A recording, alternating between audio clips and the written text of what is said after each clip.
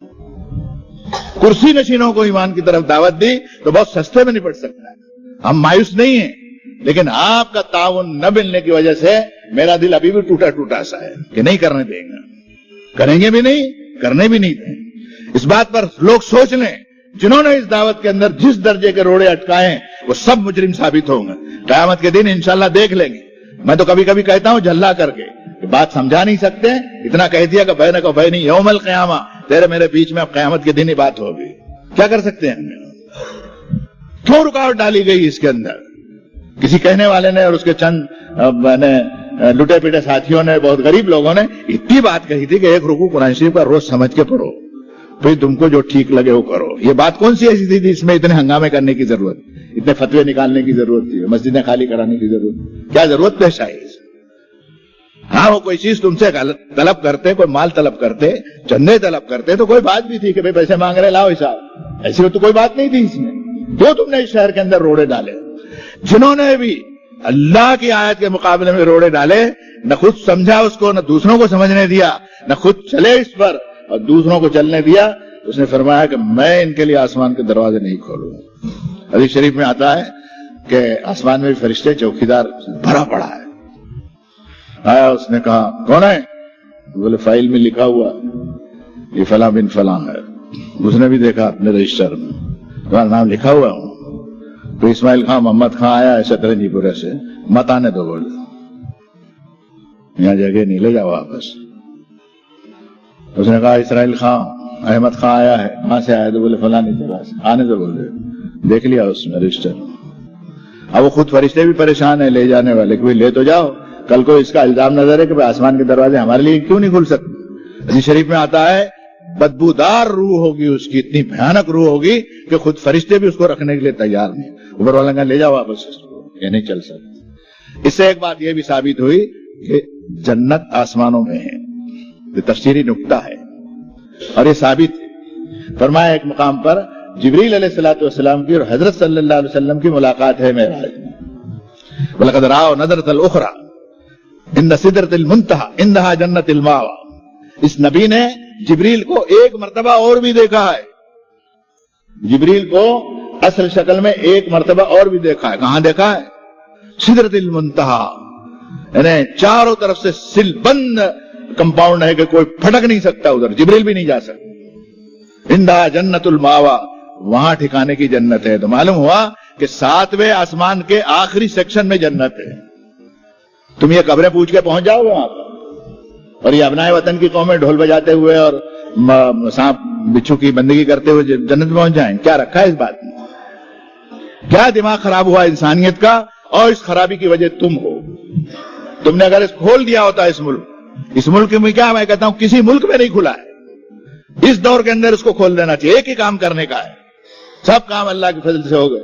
मस्जिदें खूब बना ली, मदरसे हो गए, हिफ्ज हो गया, तरावी हो गई, स्कूल हो गए, कॉलेज हो गए, कई चीजें हो गई, लेकिन कुरान मजीद की आम समझ के अंदर एक रवा दवा से रवे सबील जिसको कहना चाहिए वो नहीं हो सके, नहीं जानते। मैं आपसे पूछता हूं कितने लोगों ने इस रुकू को पढ़ा है? कैसा होने वाला है? तो फरमाया कि आसमान के दरवाजे हम खोलेंगे नहीं, जन्नत में दाखिल हो नहीं सकेंगे जब तक सुई के नाके में से ऊंट न गुजर जाए। नामुमकिनात में से ये चीज है। कैसे करेगा दाखिल? क्यों करेगा? उसके कायदे के तहत हो।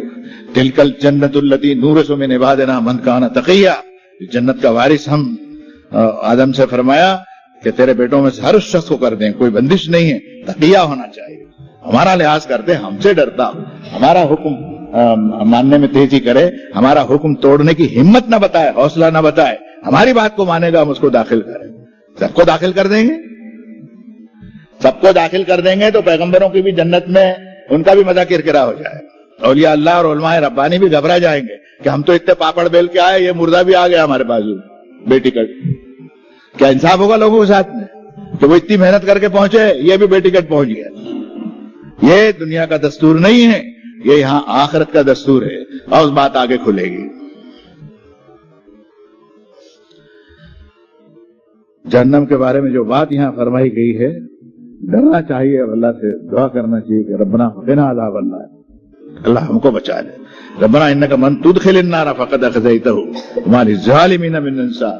کہ اللہ جس کو تو نے جہنم میں داخل کر دیا ذلیل کر دیا، اس سے زیادہ کوئی ذلت نہیں. ہم کو بچا لے، اس کی بھنک سے بچا، اس کو دیکھنے سے بچا. لیکن تم سب کو ہم کو گزرنا، پیغمبروں کو بھی جہنم کے اوپر سے گزرنا ہے. ایک آیت ہے قرآن شریف، نظر میں نہیں لو. فرمایا ان منکم الا واردھا کان علی ربک حتما مقضیا. تم میں سے کوئی ایک شخص بھی ایسا نہیں ہے جس کو جہنم کے اوپر سے گزرنا نہ پڑے. معلوم ہے جنت کا داخلہ جہنم کے پل سے پار کر کے جانا ہے. ثم ننجی الذین اتقوا، جنہوں نے تقوی اختیار کیا ہوگا ان کو نجات دے کے جنت میں پہنچا دیں گے. نظر الظالمین فیہا جثیا. اس لیے علماء کے واعظ میں سنا ہوگا کہ بیچارے پل صراط کہتے رہے کہ پل صراط کے اوپر سے گزرنا ہے، وہ بال سے باریک ہے اور تلوار سے تیز ہے، اور مقرر ہے اپنے دلیل سے بتاتا ہے. قرآن مجید نے موٹی بات کہی تھی کہ گزرنا سب کو ہے. حدیث شریف میں آتا ہے بجلی کی تیز رفتاری سے نکل جائے گا مومن اور یہ کٹ کٹ کر کے گرے گا. کوئی شفاعت نہیں چلے گی، کوئی جہنم سے نکال نہیں سکتا آپ کو، کوئی آپ کو چھڑا نہیں سکتا اگر آپ کا نام عمل ٹھیک نہیں ہے اور ایمان ٹھیک نہیں. سورہ نام میں صاف فرمایا وذکر بہ ان تبصر نفس بما کسبت. اس قرآن کے ذریعے یاد دہانی کرا دو ہر اس شخص کو کہ کہیں اپنے کرتوت میں پھنس نہ جائے کہ لیس لہم من دون اللہ ولی ولا شفیع. ارے کوئی غبی قسم کا آدمی ہو تو بھی اس کا ترجمہ سمجھ لے گا، اللہ کے سوا اس کو کوئی ولی اور سفارشی مل نہیں سکے. تم لے جاؤ کتنے بھی ولیوں کو، سفارشیوں کو، اللہ نے جب قبول ہی نہیں کرنا ہے تو کرو کیا کرو گے؟ وہ بھی شفاعت کیوں کرے گا اللہ کی مرضی کے خلاف؟